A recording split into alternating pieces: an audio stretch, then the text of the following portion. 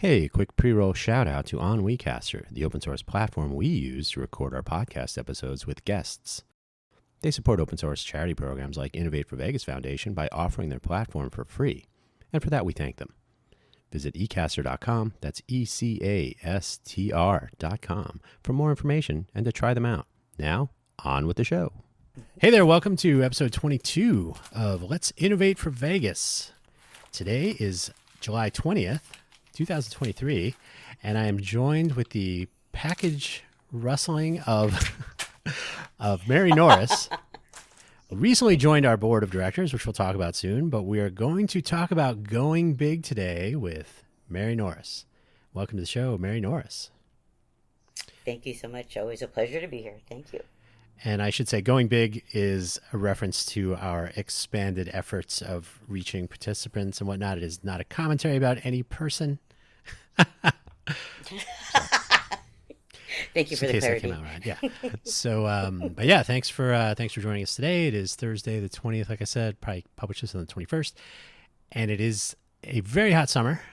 You are located are you in Fresno? Near Fresno. Actually, I'm in Madera. I'm in Madera, the outskirts that's right. about. I knew this. Because I always think Fresno and Sacramento, I'm like, I know you don't live in either of those places. But Mary has been for some time now working.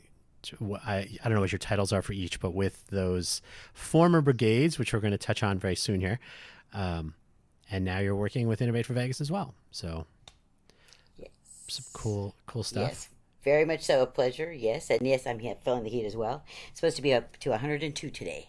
So, and yesterday I believe it was 110. So. Yeah. Oh, okay. I was gonna say, yeah. Here, I think we're supposed to get up to 112, and I always tell people, because every year it's like, oh, it's so hot here. I'm like, this is indeed a desert, so should not be too much of a surprise.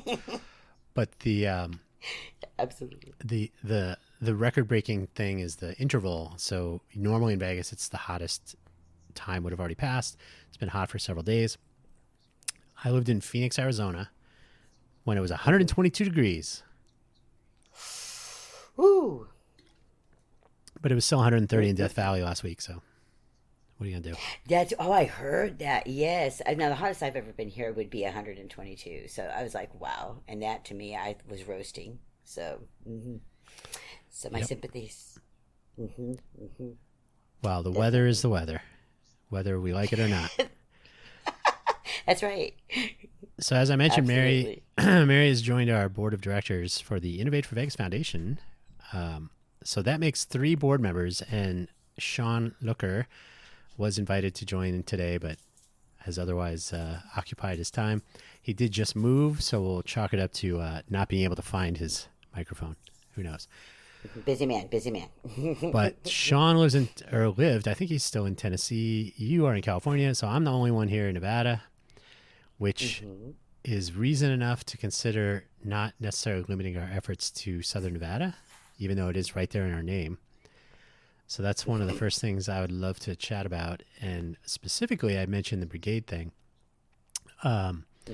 Brigades, I've not yet tackled the, I don't think we need to get into the nitty gritty, as they say, but there was a change early this year. Code for Vegas was a brigade of Code for America in 2014, but we never rebooted as a brigade. We were independent when we reformed ourselves a year ago. But there are brigades out there, and there's been a change of plans. What would you care to share with us today about that, just to get started?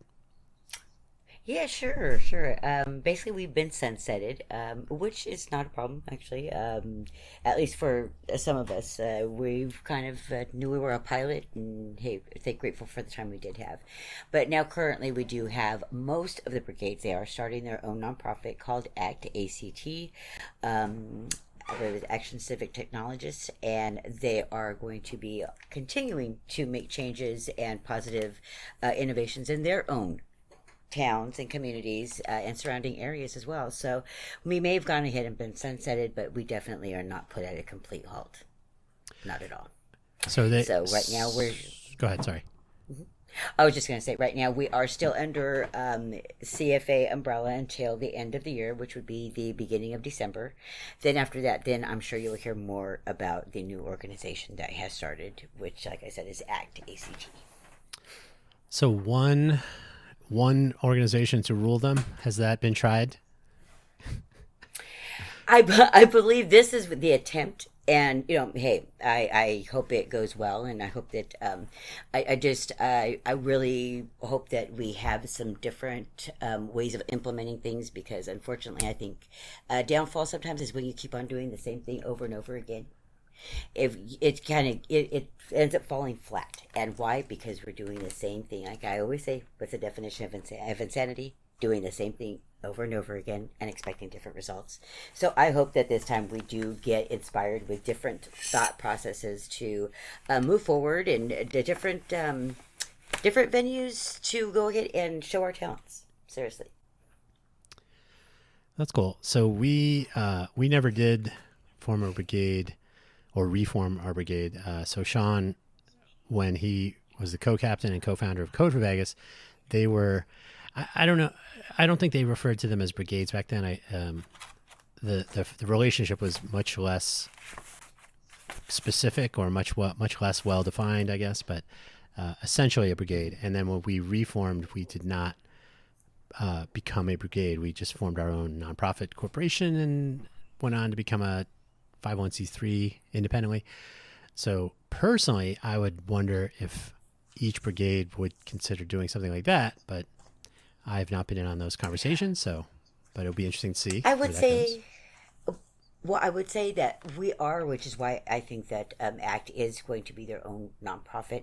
But in order for a lot of us to basically operate, myself, I had to ask Open Collective, had to apply for them to be my fiscal sponsor. Luckily, I have been accepted. But point is that really I'm not going to be able to move forward if I do not have that nonprofit status to work under, which is the 504.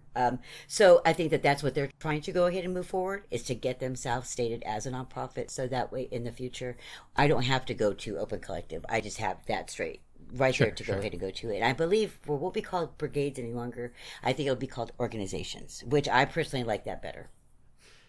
Oh, yeah. And strangely, Mary and I speak quite often and quite a bit, and I've never really asked where things were on this. I've been sort of curious, but I know it's been tumultuous since, I think it was something of a surprise. So, but that was part of what our discussion was what can we do about that? So. Yeah, you're right. It did take a lot of us out of left field, but I think that really, it's as with anything, it's just going to test how resilient are we, and so I like to think that we're resilient and can move forward. Mm-hmm. Well, yeah, and so one of the things, and it was ironically called ACT when you and I were talking about it. We called it the Autonomous Cohort Transformation to enable people to become independent organizations. So. Coincidentally, yes. So I want to know who bugged my computer. I'm kidding. But personally, I think it's a good idea. I think I will not refer to holacracy other than to say this right now, which they tried that here in Vegas. But holacracy, one of the things that's interesting is the notion of sort of a flat organizational structure where people are doing their own things. And I think if you get a whole bunch of motivated individual people around the country with local interest, but if you can enable them with, say, global reach as far as collaboration, cooperation, support, and this is how open source software kind of works anyway, right? That's how the Linux kernel has been developed and so many other projects. So I was never a huge fan as I learned more and more about the central planning aspects of Code for America. So I'm personally kind of excited to see what will come of this. And of course, part of what we'll talk about today is that Innovate for Vegas wants to enable people anywhere to innovate for Vegas. Yes. And so go ahead. No, I was just going to say that really I commend your this endeavor, obviously. Otherwise, I wouldn't have accepted your proposal. And I really believe that, yeah, you're right. Open source is where it's at. Anything duplicatable that we can go ahead and pass along, I'm all for. because really that's how we're going to grow as a society and as people in general. Sure. And some people would say, if they're not familiar with open source, they immediately think, oh, free software, which is often true, although there's the free as in, we'll keep it kid friendly. So we'll say free as in coffee, or free as in money. No, what's the other one? Because one of them is free stuff and one of them is free source code. I can't remember what the other. Mm-hmm. Anyway, for me, it's opinion. Hey, my opinion's always for free. I always got one. Right. Well, I can't. It's free as in, and one of them is a beverage, and one of them is the notion that you get the source code. So you could either don't have to pay for open source software, or you don't have to, or you have access to the source code. Either way, but there are business models you can develop around them. Red Hat is not a great example, but they make money and they're restricting access to their source code now, or licenses. But in general, oh really? I did not know that. Yeah, Red Hat Enterprise is causing some headaches. But in general, that's a shame. Oh, absolutely. Because IBM bought them. That's maybe a problem. Oh, okay, got. So, I got it. Okay. Now that explains a lot. A big giant, yeah. So, but if you can take open source efforts and then you turn them into anything from, hey, if you like what we're doing for our smart city, if you want to contribute to our charity, right, which is something we're doing. So if people want to contribute to support the organization, or I'm a huge fan of attribution. So if you work on an open source project, 9 times out of 10, open source contributors are going to get contacted if they're proactively engaged in projects. If they get contact with the world and somebody says, I like what you're doing. Can we pay you? Can we hire you? Can we get you and your team to work on some stuff for us? Can you write a custom version? There's all manner of, and it looks great on your resume too. And oh, absolutely. And I've been doing this for 30 years, and most of the things I worked on in the first, 15 years were closed source, can't share, can't show. I could say the product, but I can't tell you anything about it. But if you work on open source software, you'd say, here's everything. Here's what I'm doing. No holds barred. Yeah. And so our notion has been, going big is, don't think about Innovate for Vegas as just the people in the greater Vegas area, as we say. That Vegas is much bigger. Or the city of Las Vegas is much smaller than most people think. But Vegas, the general Southern Nevada area. But why limit ourselves to that? Especially because Hack for Reno was a brigade, so they are no longer a brigade. So if anybody in Reno, thus anywhere in Nevada, but then why not anybody outside of Nevada? So why not invite anyone? And absolutely. And they don't even have to join, but it's really underscoring collaboration and cooperation. They could be part of our organization if they want, but also the notion that we can share projects, information, help. Oh, absolutely. Oh, not only that, to me, really, what would be, to me, the ideal. Really, we've got so many of our states that they operate on different levels, whether it be safety net services to schools. Wouldn't it be nice if we all went in and operated on the same damn thing? That way, excuse my French, but really, we need to go ahead and, if it were to be just completely a continual one way of dealing with things, it'd make it so much easier, especially for individuals who move.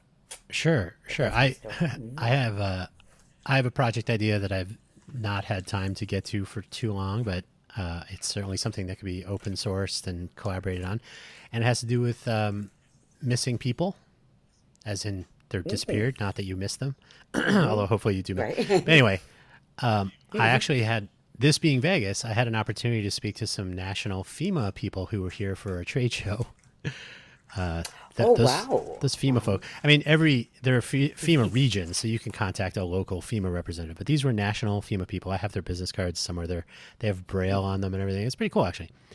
Oh, wow, neat. I said, I have this tool that I'm, designing and, talking about. And this was right before the pandemic, unfortunately.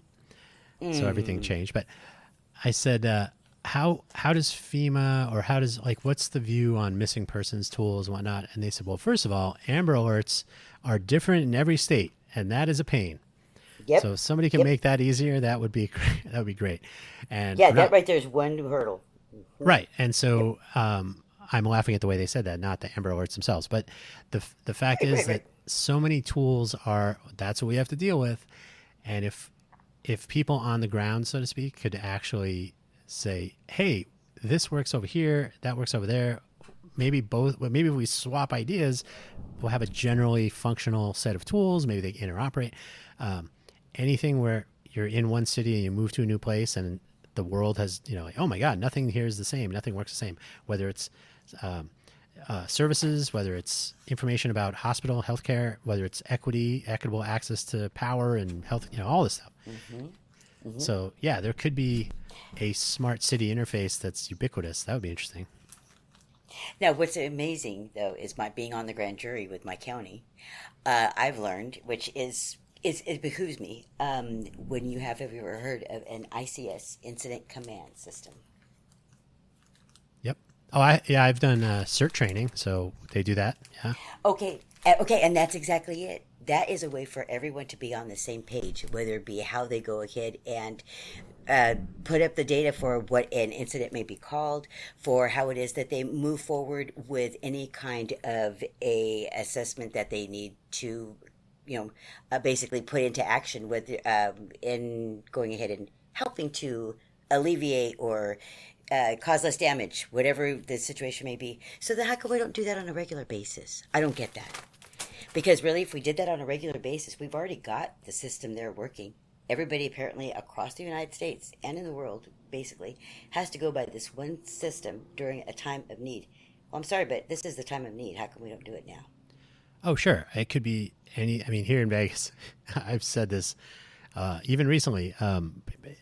Everybody wants you to start a business in Vegas, but you are on your own when it comes to filling out forms because the website for the state is broken and the documentation is often wrong. You have to wait on hold for an hour just to get somebody. And I just recently, and these are nitpicks, obviously, but anecdotal. But I submitted. I was creating another nonprofit that we're trying to start here on May 15th, 2023, and I was not able to register my account name as the registered agent. So it kept saying, confirm via email, and I would never get the email. And okay. So I was unable to proceed. I had to call, wait on hold for an hour. Then they reset it for me and this, that. So I received a response from the tech support when I emailed about the problem last week. So that was, 10 weeks? Wow. So that's 10 a weeks long is a time long to wait. wait. Yeah. So that was frustrating, but also par for the course. And I've talked to countless people who have, especially business attorneys. They're like, oh, we deal with silver flume every day. That's the name of the portal that the state has. And it's just broken. So imagine if people that were civic volunteers and oriented towards designing software and systems and whatnot said, hey, let's make this easier. And by the way, we can have something very similar in every state. Like, why should this have to be a unique experience? Just make it easy. Oh, absolutely. And so much less hurdles, so much more user friendly in the sense that anybody in any other state can go ahead and basically advise on whatever it is going on in your state. My gosh, although I guess that maybe it's a little bit too easy. Maybe that's a little bit too much out of the box of thinking, things have to be complicated. But really, in this day and age, no, things need to be made less complicated and more accessible. Yeah. So that would be so nice. Oh, absolutely. And not only that, not only when you're looking for services and answers to specific, especially if they're dire questions, but I don't know if you know this, but Vegas is pretty popular for people that want to get out of their town and go to another one. Semi-sorta. Yeah, I think I kind of know that. I've been there a time or two. Yeah. So the stats that I've seen, I just checked a couple weeks ago. So these are maybe, we'll call it up until June. But the run rate is 40 million tourists or visitors coming to Vegas annually now. So 40 million. Southern Nevada population, I think, is 2.3 or 2.5 million. That's a lot of people coming every year. Yeah. So 40 million people. So as I've told people here, and I think it's noteworthy, if we develop some cool stuff, I would love to try to get it in front of even 1 million of those 40 million people over the course of a year through any, making better ways, just getting around Vegas. Good luck to you. There's really no, other than Google Maps or any number of websites that give you a fire hose of like, here's everything going on in Vegas. So and Yes. our transit system is broken. We do have an open transit project, which I need more people to work on. But if you are a tourist visiting Las Vegas from another country and do not speak English or Spanish, good luck to you. Mm-hmm. So Yes. Yes. the bus drivers will shrug. I've helped people countless times by pointing at maps, and because neither of us speaks the other's language, but we're still able to make it work. Right. But good luck to people coming here left to chance. I mean, they're going to lose gambling. Why lose Mm-hmm. at all the other betting that they're going to be doing just getting around? That was So it. wouldn't it be nice if they could all bet that we all had the same kind of working system on Yeah, our phones, on our computers to know exactly where we're going or what we're doing?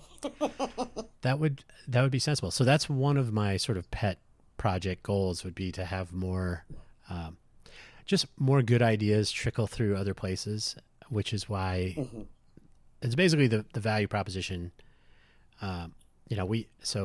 We have a couple projects here that I've kind of seeded our GitHub on our GitHub organization is Innovate for Vegas. So I started creating projects just as a starting point. All of our projects are intended to be collaborative. So we're looking at trying to make better use of local news so people are more aware of things, social interaction instead of just using Slack or Twitter. Right, right. Discovering what's happening, public transit, and none of these are Vegas specific. These are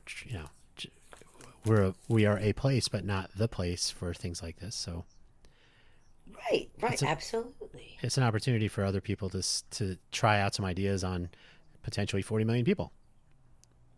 Yeah, hey, this isn't just a club you have to belong to. No, that's the wonderful aspect of open source is that really it's an inclusive club, not a club that totally goes ahead and says you're denied. No, anybody can use it.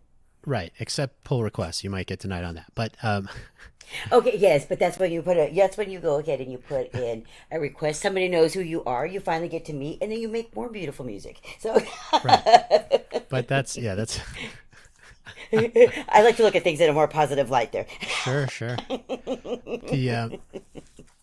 The the so all these projects that we're doing here, that none of them are really Vegas specific. Okay, granted, one of our projects is called My Vegas, but it's really about, I live in a place, I should have access to information in one convenient place. And there was a trend, hopefully it's ending, where, we got to build an app. So I think the city of Las Vegas has 13 different applications you can install on your phone, and none of them are good Oh wow, for different things, right? Like if you want that's a to, lot of bad stuff. yeah, it's a pollution of your phone. But because I call them checkmark projects, so we need an app to tell people how to contact the city council or the mayor, or the other, government offices. Okay, checkbox. You're like, but nobody uses it. None of these have sizable downloads or use. Ooh. So they have them, but they're not useful. And by committing to a mobile application, you're committing to, I have to have a mobile phone, so I can't go into a library and use a computer there to access these pieces of information, or other places where there's open access to computing. So you have to own a phone. Well, right away, you're leaving out 10% of the population, maybe, Oh, give or take. if not more, Yeah. if not more, seriously. So I'm a fan of web first, mobile web first, perhaps. And as well, I mentioned earlier, access to different languages. Census data says that most people in Vegas speak, and remember, 2.3 million people in Southern Nevada speak English or Spanish. So translate your apps to English and Spanish. Done. The the global web has solved that problem. So make your tools web based, and they can use all the power of Google Translate and other services. Well, then I've got a proposition for you All right. because I just looked it up. How come you don't call it My Town? There's no app called My Town. Instead, anybody can go ahead and input their town, wherever they may be, and then everything shows up specifically for the town that they're in. That way, it's just a mutual site. Sure. Yeah. I mean, My Vegas was was created Right, at a right for time. Vegas, absolutely. But yeah, my city or my place or my town, or because really, imagine if you are traveling to Madeira from Vegas or vice versa, and you could look and see, how do I catch a bus? here's where the buses are. Here's how I pay. Because every locality is different. Like you can buy a token. You have to have exact change. You have to have a bus pass. You need an ID. When my mom comes here, they always say, "Oh, you should pay half price," or because there's a reduced fare for for senior people. Sorry, Mom. But no, that's okay. I would qualify right now for that too, so it's okay. But it's like everywhere is different, and we're from back east, right? So we're not unfamiliar with subways and buses and trains and all this. So So the question is, how can you make it easier to go from one place to another? And certainly across languages and accessibility. Don't get me started. So if you can't see, you're often left out. If you can't hear, yes. And quite seriously, I would have to use that here in the town I live in, because I have no idea about the bus system here. So yeah, that would be entirely useful to people who are visiting other places, or to people just using it because they need to go ahead and figure out what's going on in their own town or how to navigate. Oh, I'm not kidding. I've been on our bus when they're doing these sweeping schedule changes and routes and everything. Total chaos. I've been on a bus where the person leans over and he can't see. He can see, but he can't. He's vision impaired. He doesn't have a cane. Yes. He's like, I can't even use the app. He's like, was there a schedule change or something? Because I noticed the bus came early this morning. And I said, oh yeah, they moved him up by 7 minutes. So you could literally be like, oh, I'm on time. Oh, my bus is leaving. 7 minminutes. What a shame. So luckily he got on. That's a big difference. That's Oh, absolutely. Yeah. Because he said, I'm glad I get here early, just because I have a hard time. I have to be careful walking and going up curbs, because he can see well enough, but he's like, I can't use the app. It's way too small for me to see anything. So he has to call. There's a phone number you can call, and that phone number gave the incorrect information. So we have like systemic, I will say failures, but there's certainly shortcomings, if not failures. Yeah. Oh, yes. So instead of each not only city, that, think about it. Go ahead. As I say, how many people miss an appointment, a doctor's appointment, or something absolutely. of grave importance that, hey, just because it was not accessible to them. Sure. And while there are applications like Transit App, which is a company in Montreal,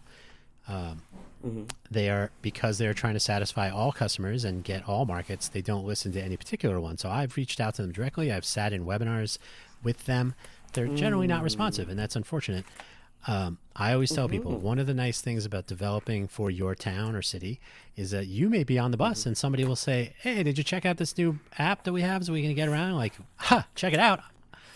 I committed code to it. I'm part of it. I've helped to make it work better because I am on the bus with you. I am using it with you. So I think that will go a long way as well, is to just be a part of it. And that helps with community trust, right? Like, I met my son or my daughter, my kid, my friend, my friend's friend. If you know the people that are doing things, you can actually get response like, hey, can this work better with right to left languages? Like, oh, okay, yeah, we can make that work. Can you test it for us? Can we work with you on testing it? So you involve people. Thank you. I was just going to say, yes, I was going to say that's the best time to get feedback. Seriously, that's when you have them say, oh yeah, I use it. Hey, so what do you think? Because really, you're not going to know how exactly it works for people, or if it's doing the job you want it to do, if you don't ask. Sure. And I'm this is sort of glib, I suppose, but I always tell people, if you think you're good at something, and it could be cooking, it could be drawing, it could be writing software, it could be anything, music, anything. If you think you're good at something, sit next to someone and have them try it, and they'll tell you. Oh, yes. Oh, my family will for sure. I know. Sure. So, because if you never hear feedback, then you just think, oh, my version 2 must be twice as good as version 1, and everybody in the world is going, version 2 sucks. And I find more times than not that people are very, very much so willing to give their opinions and give their feedback. And actually, a lot of them are actually quite surprised to know that their opinion is wanted or valued. That's the important part, though. That has to be valued, as in, yes. Oh, if I tell people, if you're good. If I contact Transit App and give them problem reports, I never hear back and they never fix anything, so why bother, right? So you have to actually respond. Or if I'm going to ask somebody to actually do a full-on UX evaluation for me, and I'm going to have them on my computer with me for a half hour, I'm definitely going to give them some type of gift card, maybe a $5 gift card for Starbucks, something to say thank you. I value your time. Free bus passes. There you go. Oh gosh, yes, yes, Yeah. absolutely, Yeah. absolutely. Hmm. But yeah, Definitely. and something that I've learned in my travels, and this is important for participation in general. There's if you we call them bugs. Sometimes people call them issues. Mm. But if you file a bug or file an issue Buggy with a issues. company, you like send Google a thing. Google never gets back to you, but you're like, hey, Hmm. my Gmail account That's does what I this, call or them. yeah. But forever after, that's your bug. I filed a bug. That's my bug. And if it gets fixed, and I've heard people say this, whether I'm at a company or you just hear it from people like, oh, they fixed my bug. I found this problem and they fixed it finally. Like there's a certain sense of personal ownership. And Yes. if if we can extend our volunteer reach beyond here to everybody, and everybody sort of owns things, whether it's testing or writing or whatever, but everybody sort of owns these projects across different cities. So if you work on something that shows up in a project here, or if we here work on something that shows up in Madeira or Miami or New York or wherever, Right. there's a certain like, oh, that was my they took my fix, or they and then someone else will say, oh, I reported this bug in Vegas and they fixed it in New York, or whatever, right? Like there's a certain sense of Hmm. participation that extends beyond the cubicle in the classic engineering world. Oh yes. So I Well, think you've made that's a global change. yeah. Yeah, a global change because of your thought process of how to make it work better, and they actually bite. Oh yeah, that's a big time win. Hmm. And lest anyone think like, oh, that's not even possible. To reiterate the Linux kernel as one of these open source projects, I you can find it today. Back in '93, I think it was. Linus Torvalds posted on a Minix Usenet news group, like, hey, do you Hmm. want to check out my kernel sources? I'm working on this project. So one guy in Finland, if I'm not mistaken, I think it was Finland, Hmm. posted on a Usenet group, like, hey, check this out. And today, I can't even, I just heard some numbers, but what is not running Linux right now? So you can make global changes by participating. So Well, believe it or not, Google quite some time ago, I want to say back in it was about 2000, 2001, maybe even 2003. Anyway, I needed to recover my email. I had somebody hack my email, and I was taking care of my father-in-law in his estate at the time, and I couldn't get into it. So I had another email account, and it wouldn't let me. I went ahead. I was on the phone like twice with him. Then on the third time, finally, I told him. I said, "What use is it having another Google account to refer to identify myself? And instead of having to go through all this stuff to make sure I can get access to the one account, my major account that we know is mine, what else do I have to do?" And then all of a sudden, months later, that's when all of a sudden they started saying that you could identify yourself with another account. So yes, it is possible. It's just that you have to be able to go ahead and go get the thought process going. But not only that, make sure that you actually let it be heard. If this guy doesn't hear it, go to the next. Don't just let it lay stagnated. Definitely. right, and yeah, be the squeaky wheel, as they say, Yes, my and mom used to say that all the time. Yes. sure, but also it's one thing to say, to call Google and say, here's a problem. Can we fix it? But then the next step, if you will, is to say, hey, what if we actually make our own thing that works better and we listen to people more? And that's where, a little bit of competition works. Yes. But I'll to harp on my least favorite way of getting around Vegas, but our transit system here, they have a separate.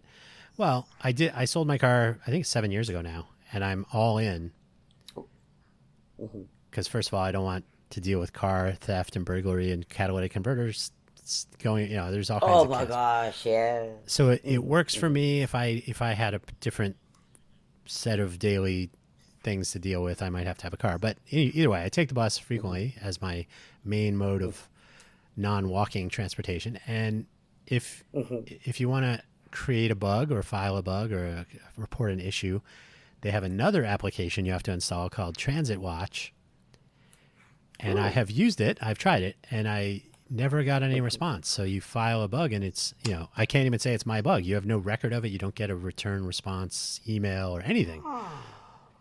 That's a And shame. and so you remove the person trying to make a difference from the process right away.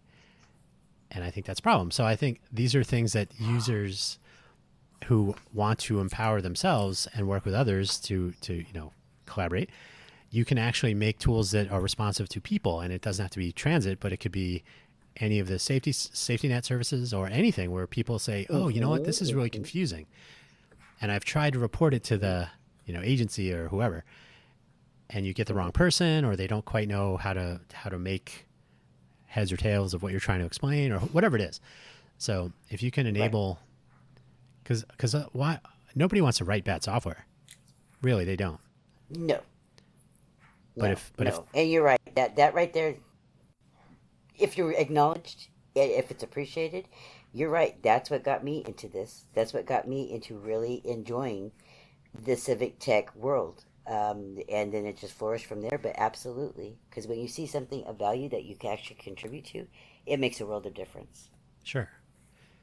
And then when you see the results, right? Because again, nobody wants to write bad software or develop a bad piece of hardware, or let's be honest, nobody wants to make bad food. Nobody wants to create food and then have people going, "Oh, this is disgusting." But if you It's just never like when you get married, you don't get married to be divorced. Yeah. I don't know about If that. you do, then that's the wrong intention. True. Oh, you're looking for the future next ex, but no, you don't. But the key is to seek out that response, and some workplaces Yes. prevent that proactively, like, oh no, you don't get to talk to the customers. I always say that the cool thing about food trucks, if you like food trucks or mobile food vendors in general, usually the owner is right there on the other side of a piece of sheet metal, right? So I never know what to make of people who write bad reviews of food trucks. Like 90% of the time, if you just went, hey, this is not right, they'd be like, get it, give me that, let me fix it right now. Because they didn't want to, Absolutely. they don't want to give you a bad snack or meal, or they want you to be happy when you leave here. So same with software. I've started my career as a QA tester, and later I would tell testers, because they so often hear you're just a tester, I would say, hey, you're making my work better. You make what I'm trying to accomplish work better, because you're essentially the first line of defense against releasing junk. So tell me, Absolutely. tell me if Yes. you find something. If it doesn't work, tell me, and we can fix it. Don't let it. Oh, I don't want to say anything. No. That's the opposite. Of And what and I'm sorry, but if somebody does not accept your feedback, well, then you know what? Then they can't accept constructive criticism, because really it has nothing to do with the person. Has nothing to do with the person who created it from the get go. No, it has to do with wanting to be all in to make it work. Because I know some people that I have given feedback to, and they didn't take it very well. Well, hey, so do you want to continue to go in a negative way, and other people not have accessibility to it, or would you rather know what the problem is and actually be able to fix it so that you can go ahead and make that more of a user-friendly tool? Yeah. Big hurdle there sometimes. And again, not everything, which we'll get to, not everything is, everybody thinks that civic hacking is coding and stuff, but it could be anything. Literally, if you are doing anything with human beings involved, there has to be more than just code, right? There has to be a user experience, user interface, Absolutely. some intuition about what the expectations are. Am I expected to know something ahead of time? This happens a lot. I call them familiar references. So if I were to give you directions, say, "Oh yeah, just turn left at the learning village," but the learning village is not on a map or anything, you're like, I don't even know what that is. And I looked on Google, and there's not in there. And that was true in downtown Vegas when the learning village opened. There was no place on a map called the learning village. It was just an empty lot that they started this thing on. So when you get there, you'll see it, but you have no idea how to get there, where it is. Like, what street is it on? Oh, it's over by the container park. Well, but can you just tell me what street it is? Instead of, so familiar references and, they're not as helpful for somebody new to the discussion. So if you come to a new city, Yes. and everything's familiar to everybody else, and you're like, but I'm new here. So we can fix that. Technology exists to this, and some of that technology is in the form of human interface and designing things so that they look, so that they can be seen by people with color blindness, or can be heard, can be discovered in different languages. So, yeah, Yes, absolutely. Sometimes when I can't explain something to somebody in the correct manner, to where maybe I'm just not doing it right, I always have to stop myself and think. And this was in a movie, um, and it's okay. Stop and explain it to me like I'm a 6-year-old. Yes, sometimes you need to be a little more specific. Sometimes you don't need to use the big words. You need to kind of go ahead and bring it down a level to where the person can understand it. Absolutely. yeah. Well, and also if you travel to other countries, so I've been to a Mm, few, and I yes. don't know if I didn't have like a I'm American sticker on me that I know of, but there's always, well, I mean, you can see it here. So I'll say, when people are in Vegas from other places, you can kind of tell because they're kind of looking around Oh, yeah. like where am I exactly? Or they look at their phone a lot, or they're like, Oh, I do that and on the regular even here, but that's sure. beside the point. So, But I mean, so I've encountered countless people in my travels where they're like, hey, what the, and sometimes they don't speak English quite as well as I'll say as hmm I do, but I'm not great at it either. hmm But they make an effort to, like, where are you going? Or I show them an address or something, and they, oh, you have to take this bus or go down this street or something. So everybody's usually helpful, and I try hmm to return the karma. So it yes. can be done, and if we apply that sort of willingness to be helpful to most of the things in a civic volunteer arena, hmm nobody loses. So, because guess Oh, what? absolutely. You're, It's a you're, win-win. yeah, you're the kind of person that should get hired to do paying work, or maybe you're happy just doing work that people benefit from, and you can say like, oh, I like doing this because things are better. That doesn't pay the Thank you. bills. True that. Yes. Doesn't pay the bills as easily, um, but yeah. So that is part of what we are trying to accomplish here is that people take some sort of ownership and reap the rewards of that, even if they are not hmm directly financial. But yeah, I did that. And the thing that Absolutely. a lot of people don't get is that if you set out to do it and then you finish it and do it, you deploy a piece of software, or you put up a some signage, or you make things easier to, like you drive a ramp project for some place that's not accessible. By the way, city scale hmm accessibility surveys are a thing that should be happening. Oh, yes, Even though, definitely. even though your public works department will not like you, but there, Oh, there are countless. no, I have. nobody's. Go ahead. Who wants to win a what do they call it? Like a I'm popularity not contest, here. or Yeah, exactly. Who wants to win a popularity contest? Heck no. Exactly. It's like you said, if they don't like it, right. oh well. And there are so many. There are cases, where, especially with government agencies, where you're not exactly sure who to call. But I have a photo hmm I share of an intersection near where I live that for 10 years now that I've lived here has an ADA ramp, and it has a crosswalk button. It's near a freeway, so it's fairly high traffic. And between the ADA ramp and the crosswalk button is an impassable rock landscaping barrier and a brick kind of little wall around it. So when I show people Oh. this photo, they'll look, and most people just they don't really notice it. But people who are aware of accessibility issues, and or maybe they have a hmm cane, or they're Have it ambulating, themselves. they're like, oh, that you can't get to that button. They see it immediately. So my contention is that if you never expose these things to people who need them, you've checked a box. And this goes back to what I was saying earlier. You've checked a box. You have you have completed the installation or the deployment of the application or the whatever, and it's all good. And then later people say, yeah, but it doesn't work. And you're like, yeah, I did my part. So they don't have like a built-in Absolutely, feedback. which also, right. I was just going to say, which means yes, that every city should have a someone who's going to take those complaints or those suggestions and actually entertain them. Because nothing bugs me more than them saying, "Oh yeah, well let us know if you have any feedback," and then you do, and there's nothing even done to it, not even a confirmation that they even received it. Right. And then later down the road, when you see they didn't fix my bug, essentially, right? So you still have that sense of ownership. And then you're less inclined to do it again, right? Like, oh, I see another problem, but they didn't fix the first one, so why bother? And I know Thank you. Las Vegas City is thinking about using an app called C-Click Fix, which Clark County uses. And it's basically take a picture, describe the situation, and submit it. And then, so this is a third party again. It's outside of Nevada. And not that there's anything wrong with that. You're allowed to be outside Nevada. That's the whole point of our discussion today. Oh, yeah. But I find it humorous. Right, absolutely. That they're outsourcing public services like this. Like, why are we including other processes in here? Why can't I just report a problem? Okay, so now, but the thing is, they have to implement it. So now you have Clark County has C-Click Fix, like SEE, C-Click Fix. C-Click Fix for the county, and people file stuff in the city. I don't know if they even address those because it's not paid for by the city of Las Vegas. It's paid for by Clark County, even though it's issues seen within the city boundaries. So then you're like, well, is anybody going to see this? Am I in the right? Which side of the street do I have to be on to use this? To me, this is a perfect opportunity for city, county, state, any government agency to deploy services that they own, right? They're open source, right? They can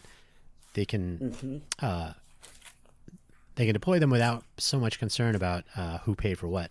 Yeah, you should pay the people developing it because it's a city service and they're going to maintain it, but it shouldn't be a question of who signed what contract with that. It's like we have a local civic volunteer organization that we can be supportive of, and they in return can make our city better or our county.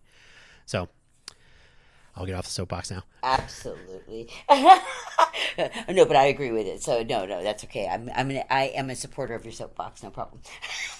Well, let's be clear. You've been doing this too. So you worked on the Trash AI project, but you also worked on 911. I work with, yes, I did. Yes, reimagining 911, and I currently still continue with Get Your Refund. And Right. yes, I gotta say you're right. But being a grand jury member, though, I have to say, has been the number one eagle eye into seeing that aspect of county versus city. It's amazing just how many things are actually very much so into one pile or the other. Although I will say that here in Madeira, we are fortunate enough that city and county do work together very well, making sure that they make that they meet in the middle, and that nothing is really up for grabs as to who's going to take ownership. So we're fortunate in that way, but a lot of cities aren't, and a lot of counties aren't. Sure, and some transparency would be helpful in cases where Yes. you get the runaround. One of my stories I would always tell is I found a beehive. It was under I think it was an irrigation access panel, although I didn't know it at the time because I didn't stick around because they were aggressive bees, and I got stung partially by one. Like, it didn't get the stinger all the way in, but I definitely felt it, and I swatted it away just in time. But I was like, "Oh, that was unpleasant." So Yeah, thus began. definitely. But I tried for too long, trying to call or text or email. Like, who do I call about a beehive with aggressive bees across the street from an elementary school? That seems like a problem. And they're like, that's dangerous. Yeah. is it on city property or is it on? I'm like, I don't know. Oh my gosh. What does it And matter? You take the call and then you find out on your own. So Really? I contacted City of Las Vegas via Twitter, and I caught a picture when I was escaping the bees. So they're like, "Oh, that looks like a private property irrigation thing. You're gonna have to call whoever owns the property." I'm like, "It's a beehive with aggressive bees across from an elementary school. Why do I have to be concerned about Can you go, which square foot it's on?" sir? Can you go run around there again? Go get that thing agitated and reach us back when you go there and get that footage. Thank you. Just bring one of those portable vacuum cleaners. You'll be all set. Oh, there you go. Oh, yeah, that's dangerous too. So, but yes, I just said. I heard it from a friend. Yeah. That's all. But yes. But access to, like, who do I contact? And when we first started Code for Vegas, I heard a statistic roughly. There was something like, say, 100,000, I think it was 90,000 or something, submissions via social media about community issues because nobody uses the infrastructure that they actually have. So they'd rather, like I did, tweet about it. Well, I ended up tweeting about it because I couldn't find anything else. So discovery of, like, what's the right place to issue this concern or to file And now a you're the problem? troublemaker, huh? Oh, well, I didn't do all 100,000, but the point is that in the absence of clarity, people will make clarity, and that's that user interface, user experience thing with the path cut across the grass on the corner. People will, like, I'm just going to tweet about it. I do that with our bus system too, because they don't answer any other way. So I just tweet like, oh, another schedule problem. They don't even answer Well, anymore. and then that's when you hear, yeah, and that's when you hear, sir, next time, could you please reach us on this? Well, if you made that accessible for everyone to know that that's where we're to reach you, then that would be great. Otherwise, this is what I'm left having to do. Sure. And just because I don't want to complain this entire episode, not only do they lack the infrastructure to handle bad things, but it's very difficult to submit good things. So if I can once again revisit my favorite public transit, if there's a transit driver who is making the journey better, right? He's just being a fun, or she, they're being, the two I'm thinking of were men, but it doesn't matter. They just changed the company, so I don't know what their scheme will be, but there were two different contract agencies managing the drivers. I don't even know how that worked out but they said, I'd say, hey, how can I give a compliment or whatever? And they would point to their sleeve and they'd go, take a picture of this number and then call RTC. And right away you're like, ugh, I don't want to call anybody. Are you kidding? It's an hour of. So in order to give kudos or a compliment or to give a good review, like, hey, this person really made this a better trip, which is rare.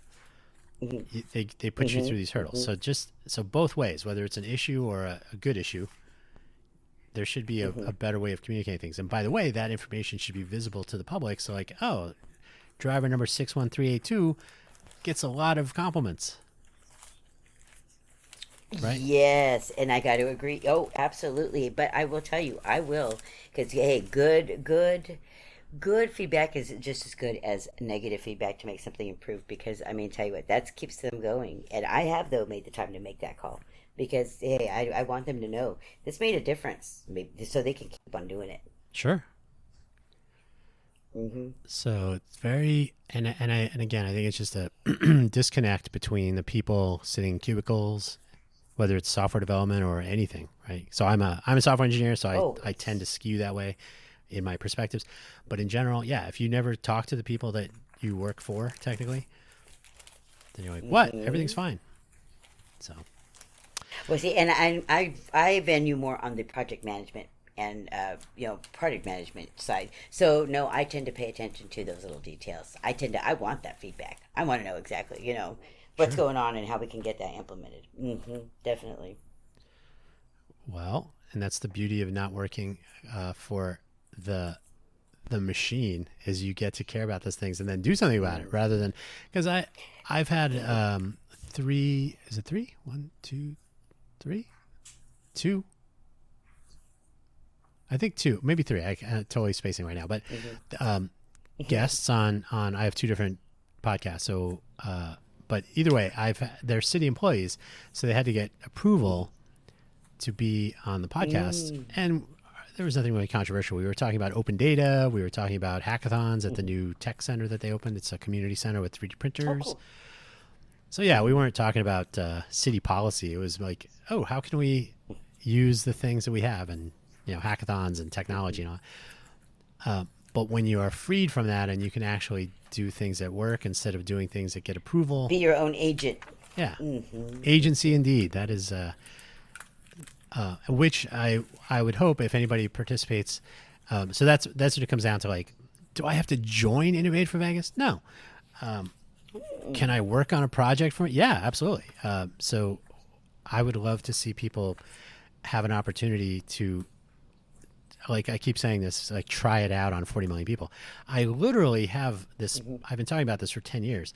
Like, why are we not sharing more of these entrepreneurial endeavors and projects we'll work on as well in some way with this huge population of visitors?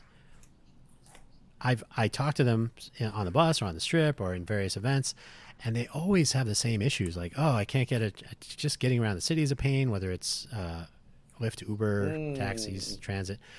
How do I find how to get from here, like even the best way to get to places, just certain rules. Nobody knows, by the way, what the rules are concerning open containers in different parts of Vegas, because everybody assumes you can just wander around aimlessly.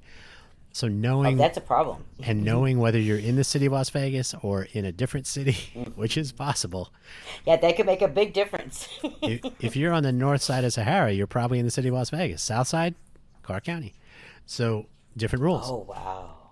So, and different rules on Fremont. So there's a lot of things just in a place like this where you could benefit. So if people have ideas for hardware, software, visualizations, anything, creative works of any kind, part of our goal is to try it out on tons of people and have them go home and say, I wish our city had stuff like this. And guess what? Full attribution. Not true at Code for America, if I recall correctly. Oh, not all the time, but yeah, I can understand what you're saying.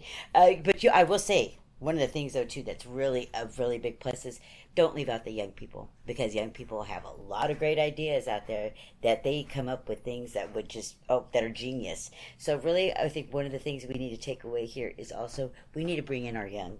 Make sure that they are able to go ahead and see that they can contribute, that their opinion matters. And for our older generation, hey, come on, pass the baton, be a mentor. Absolutely. Show our young and those who are going to be changing our world. Help them to change it, because really we're going to have to be passing that baton at some point in time. Right, and that's sometimes lost here. So here in Vegas, first of all, we have a cultural hurdle to jump over countless times, and I do make a stink about it every time, as the saying goes. One of them was the Tech Awards or something. Advertised on the usual places by someone in the school district. Tech Awards, whatever, 21 and older. And you're like, wait a minute. You know those signs at amusement parks? Yeah, you have to be this tall to ride the Have to be this tall? Yeah, I know. I'm always not tall enough. Yeah, I get you. You do not have to be this old to have good ideas, right? So this whole notion of 21. Thank you. Yes. But Vegas has a adult entertainment culture, so it's meetings at a bar. So I personally, I always say it's any age friendly. Bring your parents, for exactly the reason you said. Now I'm half serious, because I certainly don't want a 10-year-old kid showing up by himself or herself. Right. No. They should have some sort of. But at the same time, if you want to come, bring your parents. And Coder Dojo actually does this. You're required to bring at least one parent and one laptop per child, or one laptop per child and at least one parent, which encourages participation by the parents, right? They should know what's going on. Hey, maybe they want to join in. Maybe they have some expertise they don't want to lend. I'm not a coder. That doesn't matter. We're not doing just code. We're doing the whole package. So, but yeah, I've been pushing it the whole time. You do not need to be 21 to be creative. And not only that, as a parent, really, it does the kid's ego just a very big boost when they know that they're supported by their parent or by their brother or sister, whoever their family member is, or their friend. It really does. It boosted up their morale, and hey, that's needed more now than ever with our young. And this was so I had the good fortune to be at the starting point of Coder Dojo, which is a national or global organization of volunteer weekend coding. Bring a laptop and a child, and in Cork, Ireland, where it started. I met with one of the co-founders, Bill Yao, totally awesome, true believer, like really good guy. Everybody there was like, oh, Bill is amazing. So I had a conversation with him, but I also had a conversation with some of the participants, and there was like an 8-year-old little boy and a 9-year-old little girl was helping him on something, which is fine. That's the way it should be. Like, I'm just going to help you. I don't care if you're a girl or a boy or whatever. But Right. they were doing some things like, hey, I built a traffic light at 9 years old. And you're like, that's exactly right. Like, why are you spending your time on that? Because that person is going to be hiring you someday. So encouraging that thinking. So I will sometimes say like, yeah, you're using the VEX or the FRC or you're building kits or something. And that's the start. But the exciting thing is, first of all, they just wanted to build a traffic light. They just picked something and tried to make it, and they did. But second of all, those are people, if you encourage that, then they escape the kit, they escape the planned route through the curriculum, and they start saying, oh, what if I what if I attach these two things here and then I add something here and I buy an Arduino board and plug it into there, and then so before you know it, they're starting to be innovative. They can innovate for Vegas if they Thinking want. outside the box. But yeah, Absolutely. And so that's the thing to encourage. And a culture of innovation starts right around 1 year old, and Yes, definitely. and fanning the flames. However that happens, whether it's providing space for collaboration, whether it's access to computers, access to toys, hardware, software, power tools for building and making things. So all that stuff, you have to decide to go all in. I think. Absolutely. And the village. Oh yeah, the village definitely. raises the child, as they say. Yeah. Oh, hey, it does take a village, absolutely. Because if you can't go, hey, recruit their grandmother or recruit a friend of the family that you trust. Absolutely. So I know you do virtual events, and I'm assuming that not everyone will be coming to Vegas. Although you're welcome. We have 155,000 hotel rooms here. Yes, you do. But assuming virtual, so how does that work with virtual teams? Do people make big use of, and I mean, I can make some assumptions, but you actually do it. Both of the former brigades that you work with, you participate remotely. That comes in handy for a pandemic next time. So Absolutely. We're always ready for the next pandemic. At least Yeah. we know we're already up to snuff. So do people ever meet up in person, or do they go totally virtual? Are they totally GitHub and Zoom, or they find tools that work, or is there best practices that you've learned? For us, quite seriously, what we have learned in our own venture, because this is a venture, it has been kind of a touch and go because I do collaborate with Code for SAC. So, of course, that's not an easy trek. I can't be going up there once a week or even twice a week, which is how many times we have meetings. Wednesdays, which anybody's welcome to join. We're all open source as well. Wednesdays at 6:30, and then we have also on Saturdays we have our office hour from 3 to 4. But on that we actually have begun to use Zip, which is kind of like a gather town. And we noticed that actually that's been very conducive for us because we can see who's in the room, how many people are in the room, but yet we can walk away and go to another part of the facility and have our own conversation. We can still see each other, but we're not listening in. So we have found things like GatherTown and Zep to be a very much of a plus. The only thing, though, is unfortunately we do have some interruptions at time, to where people walk in when we, maybe we're talking about something that's, highly sensitive. But that's where Zoom has begun to be a little problematic because we have noticed that we did have someone try to bomb our room one day, and I tell you what, that was not a very pleasant scene that we had to end up seeing. It was like, my eyes. So we have stopped using Zoom. Yeah, and we don't want to use anybody else's Zoom and have them be privy to that. So, so that's been really sad to know that people have taken advantage of the pandemics, I guess, because they influence of us having to use platforms like Zoom and instead going negative by bombing it. I think that that's ridiculous. It's a shame. And unfortunately, that's going to get people who won't want to use it at all. So if you're out there, if you do that, quit doing it. But I also think that really what we also do is I do in-person events in Fresno. We're going to be starting that with Open Fresno in collaboration with our hackerspace, which is a wonderful team there.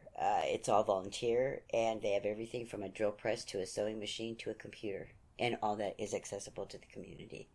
So I will be doing. That's where I will be joining you for the hackathon. Because way I can go ahead and I can not only be in collaboration with those in Sacramento and anywhere else that may join, but also be there in person with my fellow teammates who are there directly with me in Fresno. So I assume you could be referring to either our monthly hackathon meetup, which is it'd be all of it. Right, I was going to say, because I should just go to Fresno because nobody comes anymore to ours. But the other interesting thing, which we'll talk about... I tried telling you that. Yeah. is, a culture of innovation starts much younger. I have my two favorite groups now at this point are CCSD. Tristan Hayes, shout out to Tristan, who's been helping with some outreach here, and we've had some initial conversations about Thank you. reaching younger people. Uh, and then Junior Achievement, which is aimed specifically at youth entrepreneurialism. So they tend to be attracting or at least inviting people who are motivated to, think outside the box a little bit, or at least think about the future. And so we've talked to them about a lot of things. Actually, they're just moving into a a former 24-hour fitness. So they have a lot of space. So that'll be cool. Oh, neat. But so we have our monthly hackathon meetup, which could at this point be virtual and probably be better for everybody. But we also have the International Space Apps Challenge coming up, and Innovate for Vegas is facilitating the Las Vegas event. But it is a global event, so we're actually going to have a virtual in-person hybrid event, and we are inviting everybody who doesn't have a team of their own or a location of their own. I keep saying team, so teams participate at a local event. So I'm a local lead, not a team lead. So teams would join our local event, et cetera, et cetera. So it's a NASA-sponsored event, and I figured, hey, we should do this here. So, but if anybody is in a city or a place where they don't have a local event happening, they can join ours. Same with Fresno and or anywhere else. Yes. So we're trying to get the ball rolling both on our own local projects and for this because the more the merrier. And so far I've been in. I have a conversation with Seed Studios in China to talk about some sponsor or some other support of the Space Apps Challenge. So maybe if you want to build something and they can enable that with their super hackathon friendly hardware for makers and hackers, that'd be fun. Yes. I've booked a comedian. So we will have a Caltech graduate comedian who's been at it for 10 years now, doing some space jokes. Fun. So yeah. Oh, that's so neat. That is fantastic. It will be a 48-hour plus. Technically, it starts at about 5 p.m. California time on Friday, and it'll be all the way through Sunday local time because it starts at GMT because it's global. But it will end in the time zone of the event, so it will end at 11:59 p.m. on Sunday, October 8th. So there will be 48 plus hours of nonstop hackathonery with some comedy. And so hopefully I'm going to have an IV filled with Mountain Dew. Yeah. I'm kidding.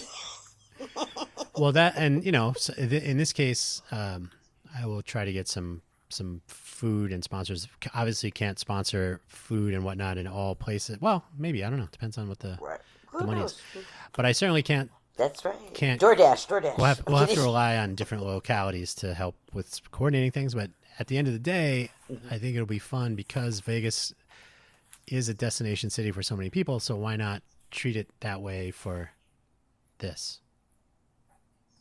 Absolutely. You can come here eventually, but you can be a part of what we're doing from wherever you are right now. And that is actually one of our projects called V Local, which is an Innovate for Vegas project, which is virtual local or Vegas local. What's the difference? So that will be for some people who are curious and to know about identity and encryption and so on. So virtual economies, inspired by Estonia. Ooh, I like it. I like it. You never cease to amaze me, Dan. Never. Never. If only there were more people like that. So, oh, trust me, you amaze. It's just. But I've got to highly commend you, though. Seriously, this has been something that's been in the works for a while for yourself. You've been on a very long endeavor to try to go ahead and get some collaboration, and I'm really happy that you've opened it up to basically go global if wanted, because that is just, or if anybody wants to join that way, because this is really, tech is not going anywhere. As you know, you've been in it all your life just about. So, I mean, hey, unfortunately, I'm not. I have only been involved the last 5 years, and I can't tell you how much this has just, within the last 5 years, just completely, just a leap of complete, it's amazing. It's amazing just how fast things are growing. And so to leave anybody behind and not have them included, at least giving the invitation to be included in that growth would be a shame. I agree. And so thank you for allowing us. And well, hopefully people will take the bait and join our projects. But well, and again, I mean, we don't have quite the access to the people yet because that will require some, as they say, legwork. I have some plans, but I got little legs, so give me some time. I had this conversation when I first moved here. There was an entrepreneurial community of people in the downtown project in downtown Las Vegas, and there's all the people visiting at the time. It was probably more than 40 million back then in 2014ish, and I literally went to the Las Vegas Global Economic Alliance, which is the sort of the economy driver here. They do the work of trying to bring business here at county scale, or southern Nevada. And I said, how come there's not a formal connection between all this entrepreneurialism and all these people come here? And I have a story I will tell. I always tell it, so there's nothing new here. If you've heard it already, skip forward. So when I was in high school, my English teacher, Mrs. Fields, Terry Fields, we're connected on LinkedIn. I might tell her about this. Terry Fields was a teacher of the year, in fact, that year. So she was telling us when she first got her start, and I hope I'm remembering this correctly, because when I think about it every once in a while, I'm never sure if I'm 100%. But my understanding, especially this is going on, this is going to be blasted out. So yeah.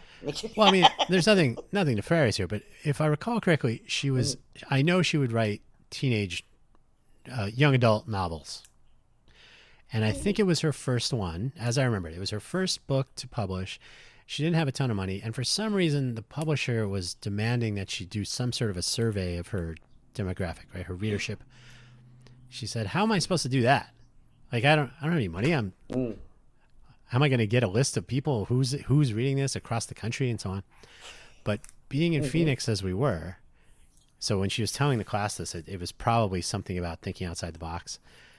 She said, so we went to Disneyland, and there were tons and tons of young adults waiting in line with their parents to go on rides. And so I could ask the parent, "Can I ask your child?" She said, "I surveyed everybody for the cost of a price of the ticket to get in and the road trip out to Anaheim." So creativity solved the problem, but as well, all those people came to her. So I would tell people, that is neat. We have 40 plus million people coming here. Why is no one saying, "Hey, is anyone interested in this startup that just started here?" Like, you have so many people coming here, and I would like to do the same thing with these projects we're working on specifically is, hey, if you're riding the bus, here's our open transit project. Or, hey, if you want to know how to be a tourist here, our welcome project is supposed to be a visitor to an unfamiliar city, right? And so on, right? So there should be ways of exposing this tremendous number of people to new ideas that people are working on. And I'm hoping that will help to extend the reach as far as like, can we hire these people to work on a project for our city or for our company or whatever, right? So more exposure and awareness, I think will be valuable.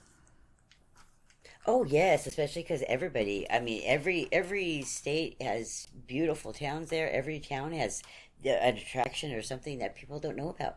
Even people who actually currently live there, they don't know about. I just found out that we have a museum that I had no idea about that has mammoth bones, and that's so cool. But and I lived here for the last 4 years, so yeah. So I mean, there's things out there really that can be highlighted in your community just as it is in Vegas. I just found out we have an Eiffel Tower here. Has anybody heard about this? I've heard of that. We have an Eiffel Tower. It's apparently it's across the street from these fountains or something. Yeah, it's crazy. So yeah, oftentimes people have no idea who to contact about a beehive or which fake global landmarks have been duplicated here. But so the whole reason we changed, half of the reason we changed from Code for America, from Code for Vegas to Innovate for Vegas was because, half of it was because they tried to intimidate me, which they failed. But I was literally getting people saying, "I'm not a coder, so I'm not welcome." So I definitely want to underscore that not only do you not have to be a coder, you don't even have to be here. We just ask Yep. participation, like actually take part. You mentioned office hours, which aside, we have a 2-day hackathon every month.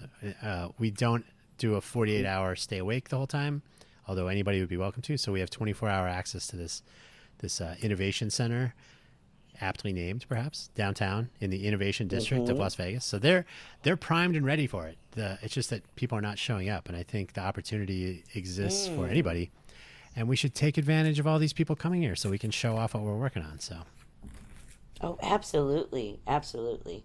Which I think, and like you said, hey, really, ramp it up like that.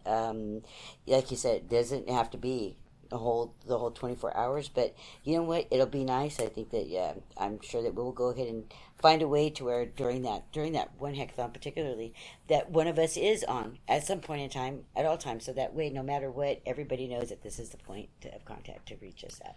And I think that really, I commend NASA. That's fantastic. But really, we're the ones who have to get them in there. We're the ones who have to get have to get people involved who, hey, maybe they have an idea but never thought about it, about doing something like this. And hey, exposure. yeah. Be encouraging. Hmm.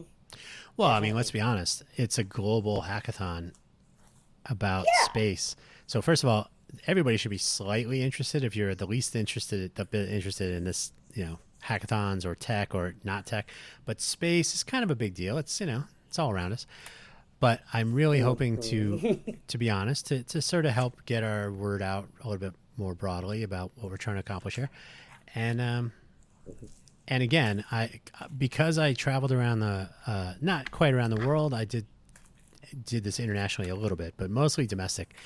But when I was working at Intel, I was at 47 hackathons. I was from small to huge number of people in attendance and different types of projects. Sometimes they were focused on particular topical areas or do whatever you want. So it was a full range, a very broad set of experiences. And the number one thing, it's a lot more fun, interesting, productive if you work together. So thinking you're in a silo or you're insulated from other people, like, oh, don't look at what I'm working on. Some of the best projects were people that wandered around saying, hey, do you know how this works? Can you help me with this? And I mean, not that you had to do it for them. I was at a hackathon at First Build. This is not going to be a walk down memory lane, I promise. First Build in Kentucky, Louisville, Kentucky, is a cool makerspace, quite substantially equipped.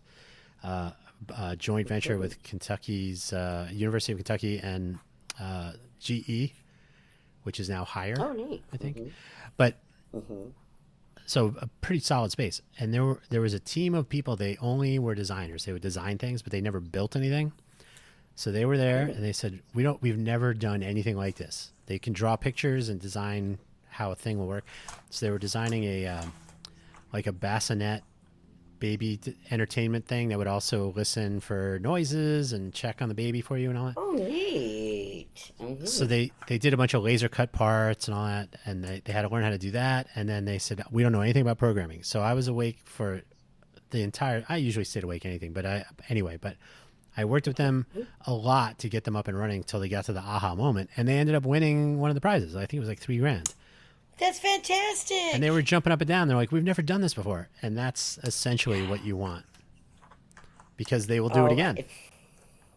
how rewarding. Yeah, Hmm. that's fun. For them and for you. Hmm. Hmm. Yep. And That is luckily, fantastic. Now, though, I was where my Intel table was. I was sitting across from some employees of GE who were hacking on an oven to make a roaster, a coffee bean roaster. So they kept roasting beans, and I kept testing the coffee from that. So I was drinking their coffee all weekend. It was horrible, but yeah, no, okay, no, now that explains how you lasted. yeah. Good job.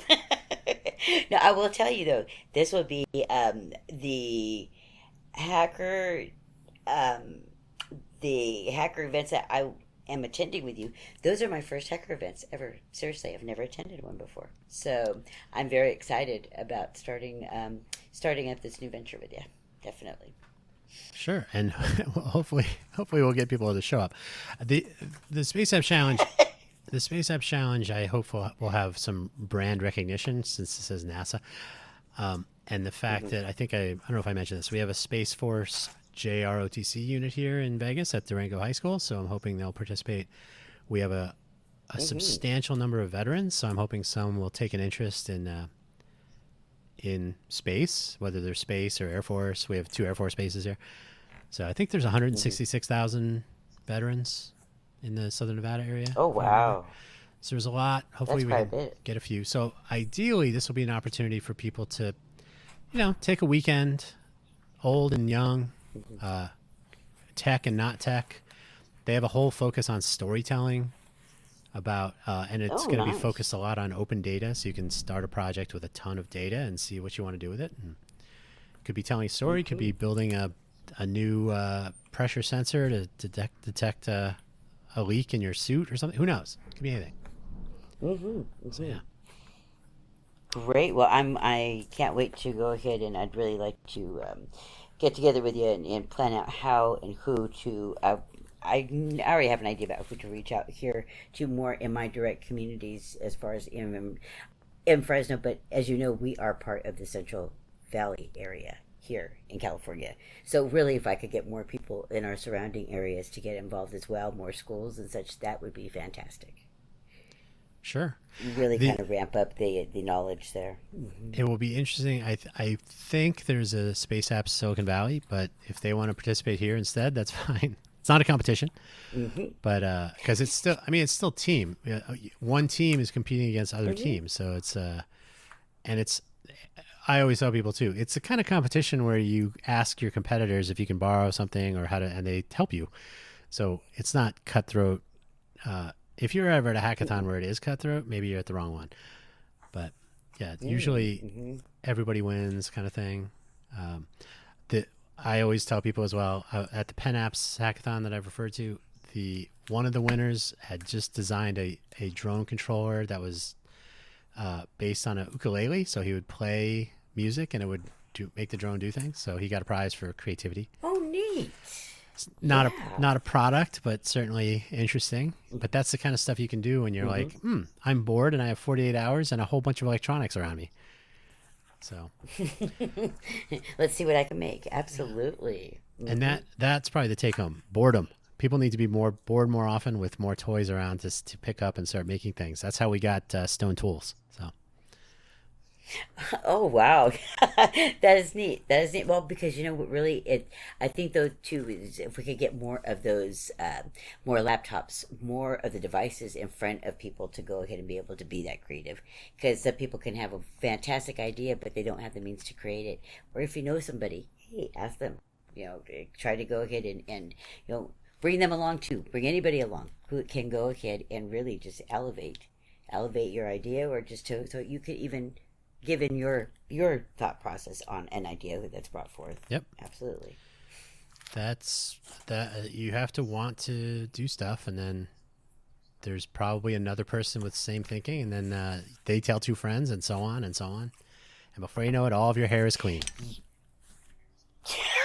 We're just gonna say a Fabergé commercial, but it's true. It is true. Absolutely. And that's and I firmly believe that the kids these days, hey, if you're gonna be on your phone to go ahead and watch a video, you can be on your phone or on your laptop to actually go ahead and take part in something that could actually elevate not only your education but your communities as well.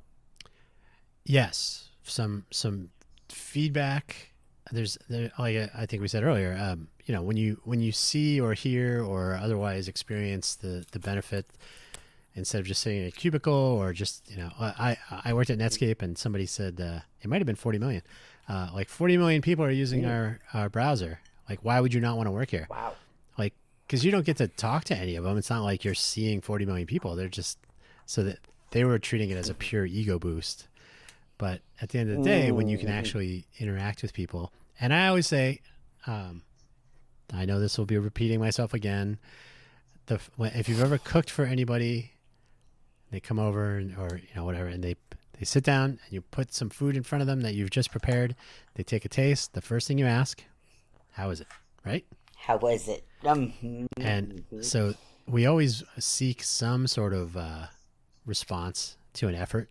So if you're never given that and sitting in a cubicle all day, you're like, oh, I guess it works fine. I got paid. That's all that matters. So if we divorce people of that response, I think, and that's all creative work or all any efforts that are made. And In Sunnyvale, California, the police and fire are one unit. It's called DPS, Department of Public Safety. And I asked one time, what's the difference? 'Cause if you're a police officer and a firefighter, you can be one or the other. You're trained in both. What makes you choose to be a police officer or firefighter? They said, well, one difference is when people wave at the firefighters, they use all 5 fingers. So that's nice. Very rarely are people complaining when you come and douse the fire that was burning their house, right? Or save their loved one. So getting that feedback. Police, not as often. Sometimes people are yelling or running away from them even. I don't know. But which I think it's a shame, yeah. They should. But if you can do something where people actually appreciate it and you can see the results of it, I think people will benefit from that. And I would like to see more people participate in our projects here. Maybe if we have more people participating outside of Nevada than in Nevada, then somebody will say, wait a minute, maybe we should change that. So we'll see. But either way. Oh, yeah, definitely. Or maybe somebody who goes ahead and says, hey, brings friends along that they have all over the United States or elsewhere. And before you know it, you've got a whole network from everywhere. Sure. And again, I can't stress this enough. I am leaning into the Vegas property that is, who doesn't know about Vegas? Like I said, I've had the benefit of traveling around the world a bit. Not a world traveler, but certainly been around. Everybody knows Vegas. So this is a place that people are familiar with, either by legend or by having been here, lost money. Thank you for that. But to be able to try things out here, be part of what we hope will be a smarter, smart city, and then take that back to wherever you are, have people be aware of who's participating in what. If Linus Torvalds had been in Las Vegas when the Linux kernel was launched, more people would be like, oh, Linux, Vegas. That's where they, so we'll see. But everybody knows about Vegas. So it's time to make everybody know about people that are doing things, interesting things. And so if we can tack Vegas onto that, great. Oh, absolutely. And I think what's even better is being a team player that's in Vegas. That's even better. Having allies all over is wonderful. And all we ask is that you just spend at least 2 weeks and commit something. That's all. We haven't gotten there yet. Absolutely. We haven't gotten there yet, though. We haven't gotten there yet. Well, hopefully. Well, because volunteering is Hopefully not for we will. everybody. Like some of us are ridiculous and we spend a lot of time on this stuff, right? You and I both. But, oh, yes. Oh, God, yes. if some people, it's not for them, here people tend to disappear. So I'm asking 2 weeks, just spend 2 weeks, get to know the project, do something, commit a change, put in a bug report, do something, and just, spend the 2 weeks participating a little bit. And then if it's not for you, that's great. So yeah, we'll see if we can make that work across borders. I mean, not that you have to follow. I mean, we'll see. Well, everything's playing by ear right now, but we want to enable participation, not prevent it. So yeah, we'll see. Oh, absolutely. Absolutely. So I think that too. Yeah, I think that. Thank you, Dan, for all that you've done, though, to even get it this far. Thank you. Greatly appreciate you. You're the one. There's not. I need a chorus. No, I'm just kidding. We're coming up on 90 minutes, so I know anybody who's on the treadmill right now, you're coming to the end of your run. You're going to cool down, so that's good. I don't want to take everybody's day. Any closing thoughts? Are we excited? I'm excited about doing this to make more contact with more people. Very excited, and thank you so much for having me, and thank you so much for your thoughts and ideas. Really appreciate the innovative thought processes you have. Well, we got to implement. That's the fun part. Absolutely. Always a fun part. Thank you. All right. Thanks for everybody for listening. This has been Mary Norris. And if you don't know Mary Norris, then you kind of do now. I will end by saying that was what everybody heard when they were thinking about being a brigade. Do you know Mary Norris? And so this is the perfect person to have on our team to connect more people to innovation. So pretty exciting. Thank you, Mary. Thank you, everybody. Absolutely. Share this with your friends. And don't forget October 7th, hackathon.